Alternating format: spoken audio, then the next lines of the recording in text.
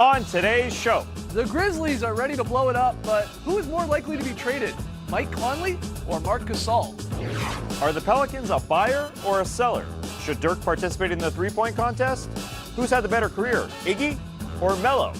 And we examine the Raptors' handling of Kawhi and his load management. It's Wednesday, January 23rd. The starter starts now.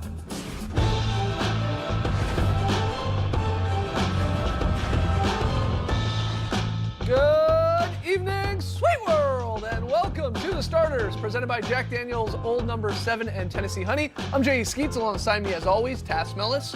Alongside him, that's the Aussie Lee Ellis, and over yonder, well, that's the bearded one. That's Trey Kirby. Hey-o! Hey-yo! TK, what's up? Well, I'm here at the internet looking for your best tweets at hashtag the starters. And guys, have you ever been so mad that you wanted to tear your own clothes off? Yeah, me too.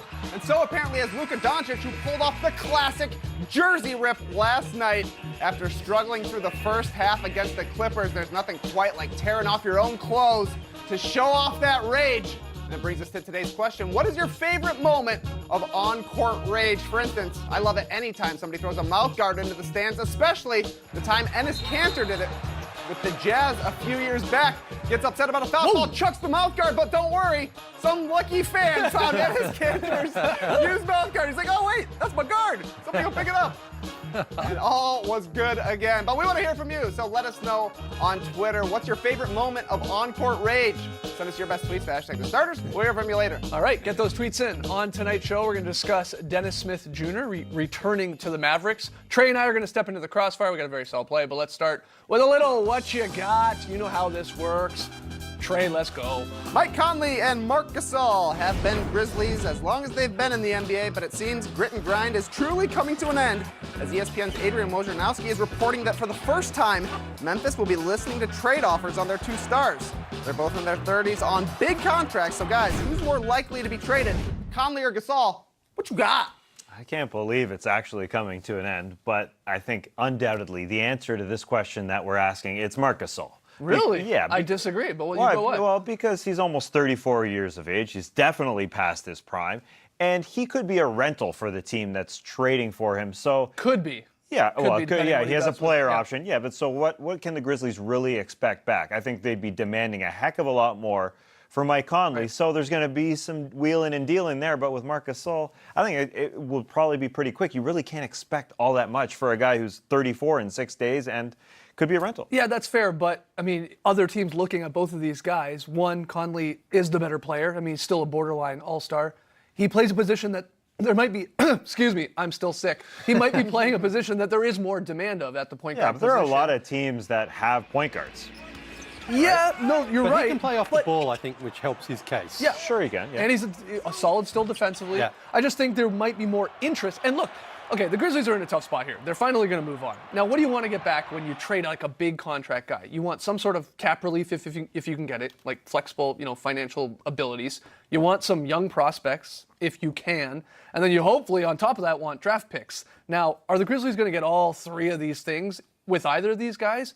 Unlikely because of their contracts, I think, when you come into play with both of them. But they could get two of them, and I think that's why Conley is more likely, if they're really moving on here, and it sounds like they are, then you're just going to get more back is what I'm getting at for Conley than you are Marc Gasol, in my opinion. You should. Yeah. You definitely should. Yeah, no, I think it is Conley as well, just because he is younger and he can provide a little bit more long-term joy to your team, I guess, because Marc Gasol, we're not really sure how much... Marie Kondo situation. We're not quite sure how much longer he's really going to be an effective player.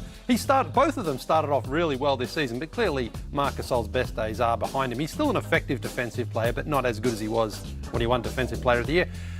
Neither contract is all that appealing to the team that takes them on. They've both got substantial money still owed to them. And Marc Gasol can opt into his $25 million for next season, which you think, of course, he's going to do that. Why would he turn that down? He's not. Well, some people think he might chase his one final contract and opt out of it and try and get like a Kyle Lowry type of deal where it's longer years. Yeah, sure. Play. It's in play. It's in play. But that also maybe depends on where he goes. He might want to go to a team that is a contender, because you think both of these guys are going to make a preference of wanting to go to a team that is contending, and you only think teams that are contending are going to want these guys. You don't want to go to a rebuilding team. That doesn't help anybody out.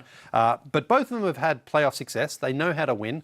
It's just whether or not they can still do that for another team coming in halfway through a season. All right, so I would say Conley myself. you go Conley, Yeah. I go Conley. Tass is leaning towards Gasol. What's the answer here, Trey? I think Gasol as well. Slightly shorter deal, slightly cheaper. Maybe a change of scenery does him good. Maybe it's good for his garden. We shall see. But for now, let's talk about fingers. Because earlier today, Adrian Wojnarowski reported that Anthony Davis met with a hand specialist and could return from his broken left index finger as early as next week. New Orleans is 12th in the West. The AD trade rumors are always swirling, and the deadline is just 15 days away. So at the deadline, guys, will the Pelicans be buyers or sellers? What you got? Pelicans are always buyers. Yeah. They're always buying. When you got Anthony Davis under contract, you've already sort of dug yourself into this hole. You're a top-heavy team that's trying to make Anthony Davis happy. You trade your pick every year. Yep. Just keep doing it. Trade that pick and trade possibly a younger player on your team for Mike Conley. I think that's in play. You Yeah, could maybe. play Conley alongside Drew Holiday, a first, and Randall, and some of the other, fodder on your team, a Solomon Hill, could get it done. I think there's a legitimate option there. Yeah, the only problem with Conley is then you're taking on his contract as well. Yeah. They've already got Davis and Drew Holiday and I'm forgetting someone, Mirotic, I believe it is, who's got... He's a free agent this year. He's a free agent. Anyway, the point is that the Pelicans, in order to buy, they probably have to sell something of value, and if it's not that draft pick, then who do they give up on? Is it Julius Randle already? I don't think so. I mean, he's been good for them. So Dell Demps has to find a way of not weakening his position, but getting in a stronger player in return, and that's going to be difficult for him to do without giving up something. Yeah, that's fair. But like Tass is saying, the Pelicans under Demps have been buyers at the trade deadline. 2 years ago, we were at an all-star party when the news broke that DeMarcus Cousins was suddenly coming to New Orleans. Last year, he somehow turned Omer Asik and a pick into Nikola Mirotic, who's been, very, very solid for that squad. So can he do it again? Look, he's going to try and probably take a home run swing. That would be like a Conley, maybe a Bradley Beal. I don't see it happening from Washington side of things. Or does he try and slap a double into the field there and get like an Otto Porter Jr., one of the magic wings guys in a Terrence Ross or a Jonathan Simmons? I think he's got to try and do something because the Pelicans are slowly starting to fall back here in this Western Conference race, and you're trying to keep Anthony Davis happy. You're trying to keep him there and sign him on the dotted line, that massive extension that they're going to throw in front of him in the summer. And you see their schedule here. This is their next 7 games. Yeah. After I mean, Detroit, it gets real hard. yeah. It gets very tough. They're going to be buyers. I think they have to be. Yeah, I agree. They're only 3 games out, but you could easily fall off. And some good news on the Anthony Davis front. He could just be out just over a week instead of the reported 2 to 4 weeks, so that helps. But with Anthony Davis, you just don't get too many of those opportunities. Yeah. You don't get too many opportunities to go to an all-star party like we did a couple of years ago. When we heard What a party. You got to go every year. That was a good party. Hopefully Yeah. we get a good one this year. But I imagine they're gonna keep buying. They got to make Anthony Davis happy. All right, Trey, what's the answer to this? The Pelicans are going to be buyers, and we're partying at All-Star again. We're coming for you, Charlotte. But we haven't stepped inside the butcher shop for a while, so come take a look at the new cuts that came in last night. Out in Phoenix, Gorgui Dieng elbowed Devin Booker in the head, which set off a confrontation to end with both players ejected.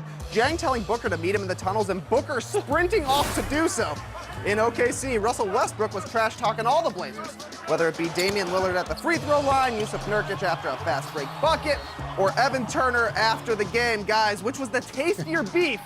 Booker versus Dieng, or Westbrook versus all the Blazers? What you got? Well, it's tough. I'm actually going to go with the Westbrook Blazers beef. Westbrook right now is beefing with everybody. wants to fight He anyway. was just getting into it with Joel Embiid, both on the court and then off. Now it's the Blazers. My favorite part of Westbrook versus the Blazers last night was the weird, ha-ha off we had between Westbrook and Nurkic. I can't ever remember seeing this. Westbrook dropping ha-has. He missed a shot, so Nurkic comes back with the ha-has.